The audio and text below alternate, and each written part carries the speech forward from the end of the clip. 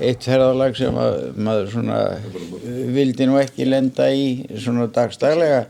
Að Kristinn Olsen var flugstjóri, ég var kóari en það var þarna suðvestur af Grænlandi nokkuð sunnarlega þó að við vorum á leiðinni frá Gandir heim til Reykjavíkur og það byrjaði að hlaðast á hana og Kristinn ákvað að við skildum reyna að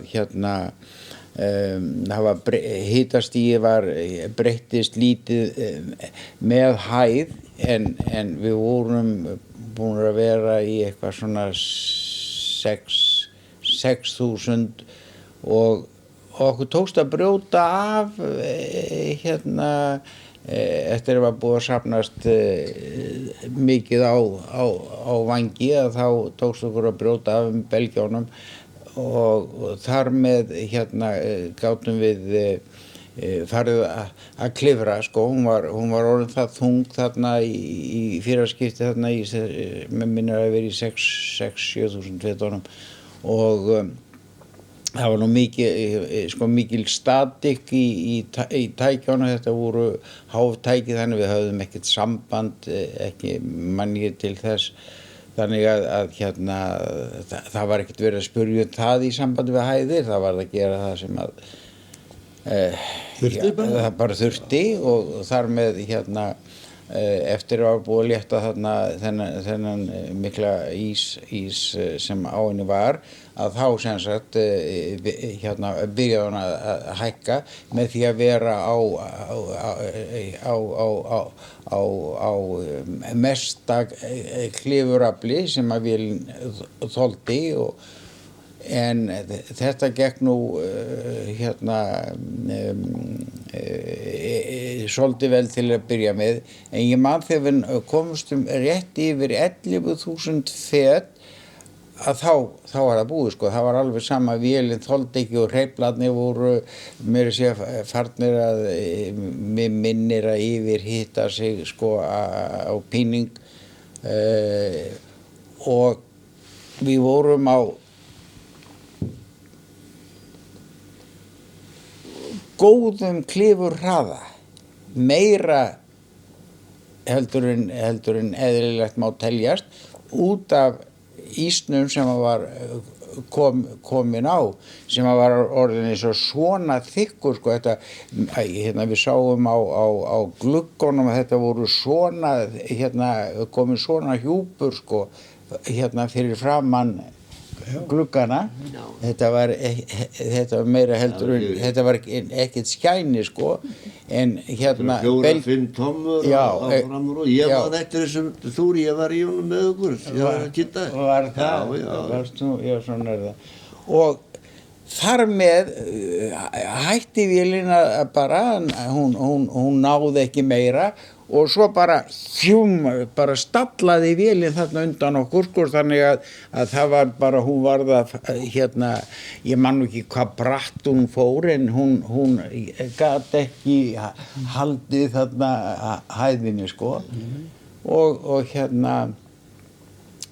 og ég man nú ekki nú manst þú betur Dagfinnur, í hvaða hæð urðum við svo að fara í til þess að Mig minnir það bara, við vorum komnir austur fyrir Grænland, þá var það bara 6.000 fet eða eitthvað þú veist.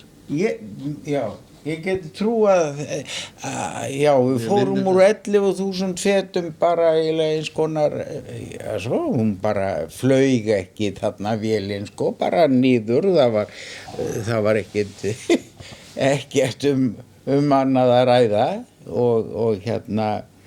og til allar hamingu gengu nú mótorarnir í þetta skiptið alveg hreint og held út og mig minnir að í 4.000 fetum, mig minnir það að þá fór ísinn að fara af sjálfsdáðum sko, þá var veruleg hitabreyting, þetta tilbatnaður. en maður vildi nú ekki lenda í mörgum svona túrum. Nei. En þetta nú svona ein hugmynd, en þetta var, sko, okkur fannst þetta kannski ekkert svo voðalegt. Þarna við vorum þessu vanir, það er að venjast inn á þessu eins og... Já, maður gæti alltaf búist við þessu. Menn urðu, svo spjallaði hver við annan og við lærðum heilmikið hver af öðrum, hvernig skildi bregðast við. Já, sjálfsagt. Það voru nú eiginlega mestu bókmenntirnar í sambandi við þessar aðstæður sem að þættu bara ekki boðlegar, sko núna það væri ekki. Kannistu við hvernig það var altså á Vængjunum? Já. Sem braut ísinn af. Sko, já, það var gúmi bara sem var uppblásið. Mátti að sprengja, sko. Og þá varð eiginlega ísinn að vera ákveðið þykkur, svo hann hrykki af, sko. Annars vildi hann bara teygja úr því. Ef hann var þess gerðar, sko. Og það var, svo átti það til, sko, að fara upp á vanginn úr því. Ég held að það voru ísingavarnir á Vangjunum, það voru ísingavarnir á mótorunum, þetta loft bara, og það var eina sem ég aldrei var við að klikka, það var hraðamælirinn, sko, þessu tjúpanni þar voru þetta að hita líka. Já. Þið hefðu ekki að fengið það illa ef þeir klikka og það var hraðamælslaus. Já, þá hefðu við nú farið í hafið, sko, ef við hefðum ekki haft, held ég veit það ekki. Nei. En skrúfurnar, sko, þær voru með flæði. Já. Og og svo var alltaf öðru hvort, sko, þegar það var að brotna af þeim og þær lendi í skrokknum. Það var alveg svakaleg mikil högg, sko. Og meira segja voru nú varnir á skrokknum undan skrúfunni. Já, til þess að þar var gott að ég það tvöfalt skyndilega. Það sem að háð okkur mest þarna í sambandi veður, hvort það var í ísingu og þrumuský og annað, að vera alltaf radarlaus. Við vissum aldrei neitt hvað var framundan, hvort við vorum að komast útur í eða fara inn annað en þá verra. Það var rétt. Það var sem að háð okkur mest og það var mikill bara bilding þegar radarinn kom. Og ég tala nú eftir þegar maður var komin á þotuna og gæti farið upp fyrir allt saman. Næstum því. Algjör bilding. Skulum við segja.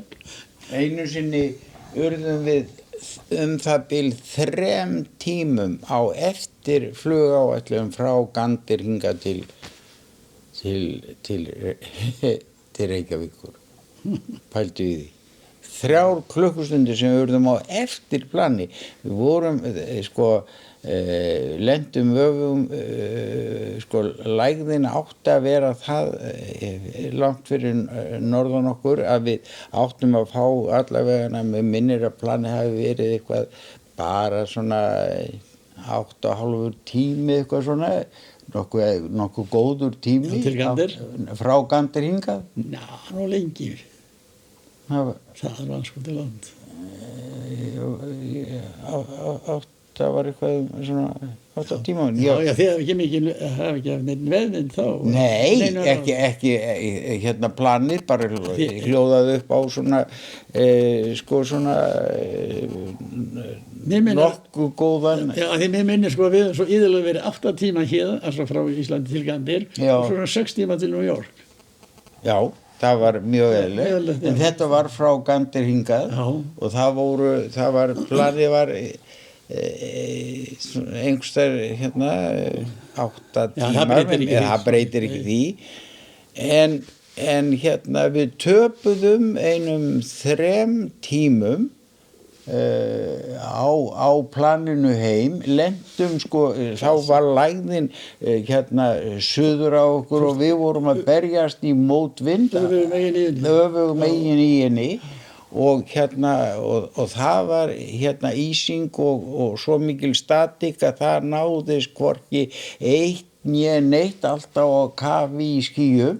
Og ég man hvað við vorum ánægðir þegar að loksins að við komum út úr þessu og náðum þarna vitanum frá skal ég segja þér frá Keflavík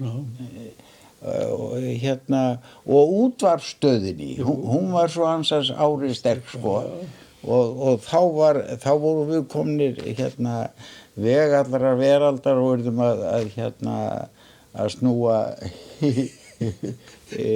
í átt til landsins og lentum eftir alla þennan tíma, ég man ekki, þetta nú í bókinni. Það var sérstaklega fjárkonum sko, eins og þau segja, og rétt hvað við vorum mikið í á 12. tíma. Já, og mikið í skýjum og ef það var mikil úrkoma, þá vildi, við vorum með, hvað hét? EDF? Nei, navigation tæki sem við vorum með. Já, Lóranin, já. Það var lítið skóp svona bara og það gætu orðið bara allt saman bara hvítt, þeir sá ekki á það. En á strandinni við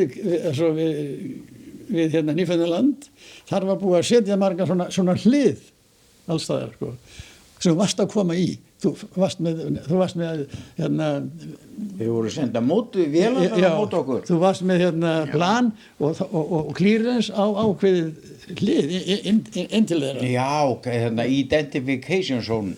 Já, Canadian Defense Zone. Já, Defense, identification zone. Og það kom yfirlega fyrir að við vorum dálítið skakkir þar. En það var ekkert að ráða við það var ekki nokkur leið. Nokkur lifandi leið, það var ekki gett. Nei, á þess að fara meira út í þá sálma hvað þetta veður og ísing gat verið alvarleg, að það sýndi sig best þegar við Magnús lentum í því árið, lentum á Vatnajökli. Það var út af ísing og óveðri bara. Já, hífandi.